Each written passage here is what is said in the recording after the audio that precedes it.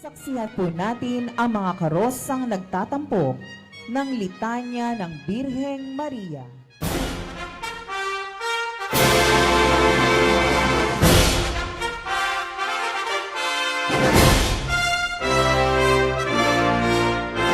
Nuestra Señora Reina de los Mártires, isang bansag na hitik sa pait at luwalhati.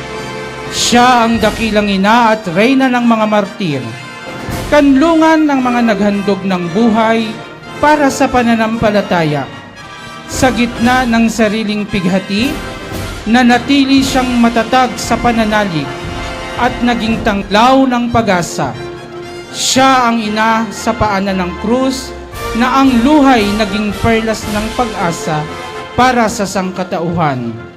Ang imahe ng Nuestra Señora Reina de los Mártires ay nasa pangangalaga ni Ginoong Jeremy Castillo at pamilya ng Catmon, Santa Maria, Bulacan at inagapayanan ng Komisyon ng Kabataan ng Parokya ng Banal na Mag-anak ng Catmon at Parokya ng San Isidro Labrador ng Partida.